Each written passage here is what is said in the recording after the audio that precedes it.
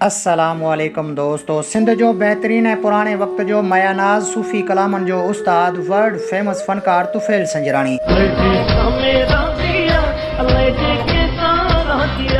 तुफ़ैल संजराणी केरु आहे ऐं किथां जो आहे? तुफ़ैल संजराणी मंज़ूर सखीराणी जो रिश्ते में आख़िर थिए छा?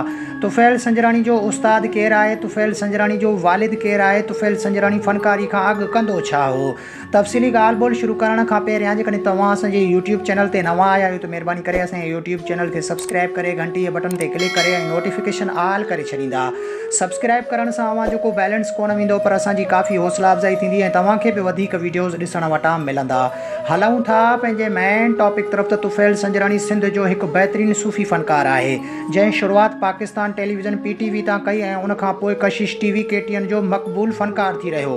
तुफ़ैल संजराणी कोक स्टूडियो में भी कई सूफ़ी गीत गाया। तुफ़ैल संजराणी मैडम आबदा परवीन, राहत फ़तेह अली खान, सनम मारवी, अली ज़फ़र ऐं ॿियनि केतिरनि ई मशहूर फ़नकारनि सां गॾिजी कमु कयो। तुफ़ैल संजराणी मरहूम उस्ताद जुमन जो शागिर्द आहे। उस्ताद मरहूम जुमन सिंध जो मशहूर फ़नकार थी गुज़रियो। तुफ़ैल संजराणी जो अबाणो ॻोठ ऐं शहर शिकारपुर आहे ऐं हींअर तुफ़ैल संजराणी कराची में रिहाइश पज़ीर आहे।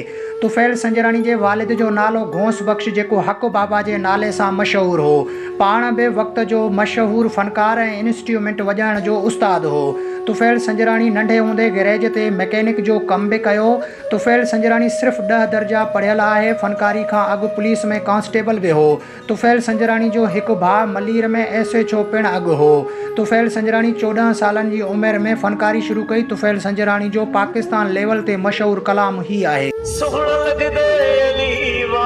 वधीक हिन तरह जा वीडियोज़ ॾिसण जे लाइ असांजे यूट्यूब चैनल खे सब्सक्राइब करे घंटी जे बटन ते क्लिक करे ऐं नोटिफिकेशन ऑल करे छॾींदा। मिलंदासीं नए वीडियो में। तेसिताईं अल्लाह निगहबान।